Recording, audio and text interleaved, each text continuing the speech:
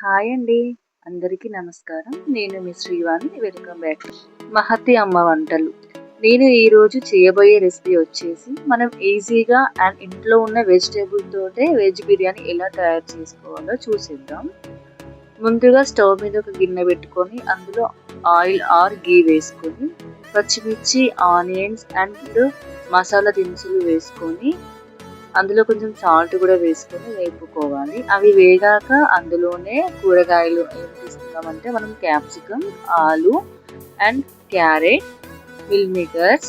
ఈ మిల్ మేకర్స్ని మనం వేడి నీళ్ళల్లో నానబెట్టుకోవాలి కాసేపు. అవన్నీ తీసుకొని ఇవి మంచిగా వేగాక టమాటాలు కూడా తీసుకోవాలి. ఈ టమాటాలలో కొంచెం సాల్ట్ వేస్తే మంచిగా ఉడుకుతాయండి. ఆ తర్వాత ఇవన్నీ ఉడికాక కొంచెం కారం కూడా తీసుకోవాలి. కారంతో పాటు ధనియా, జీలకర్ర పౌడర్స్ వేసుకోవాలి. అందులోనే మన పెరుగు కూడా తీసుకోవాలి. ఈ పెరుగును గడ్డలు లేకుండా మంచిగా కలుపుకోవాలి. ఆ తర్వాత మనం తీసుకున్న రైస్, నేను 3 గ్లాసుల రైస్ తీసుకున్నానండి. 1 గ్లాస్ బాస్మతి రైస్ తీసుకున్నా, 2 గ్లాసుల నార్మల్ రైస్ తీసుకున్నా. ఇవన్నీ కొంచెం ఈ రైస్ కొంచెం వేడయ్యాక అందులోనే వాటర్, అంటే ఈ 3 గ్లాసుల రైస్కి అవి నానాయి కదా, అందుకనే 5 గ్లాసెస్ ఆఫ్ వాటర్ తీసుకున్నాను. అందులోనే మనం రుచికి తగ్గట్టు సాల్ట్ వేసుకొని మూత పెట్టుకోవాలి. అవి మంచిగా అలాగే మధ్య మధ్యలో ఒకసారి తీసుకుంటూ కలుపుకోవాలండి.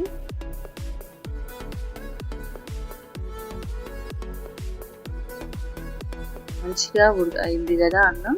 కొంచెం పలుకులాగా ఉండకుండా ఈ రైస్ నేనంటే ఒకసారి తిప్పేయాలి. పైన అన్నం కింది వరకు తిప్పేస్తే ఇంకా మంచిగా ఉడుకుతుంది.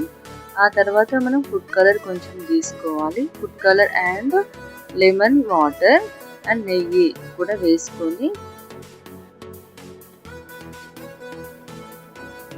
అందులో కూడా పైన కొంచెం కొత్తిమీర, పుదీనా కూడా గార్నిష్ చేసుకొని మూత పెట్టుకోవాలి. కాసేపు అయ్యాక మూత తీసి చూస్తే ఎంతో టేస్టీ అయిన వెజ్ బిర్యానీ రెడీ అయినట్టే. పిల్లలు అన్ని కూరగాయలు తినడానికి ఇష్టపడరు కదండి. ఇలా చేసి పెట్టండి, ఎంతో చాలా ఇష్టంగా తింటారండి పిల్లలు. Please to subscribe. Thank you for watching.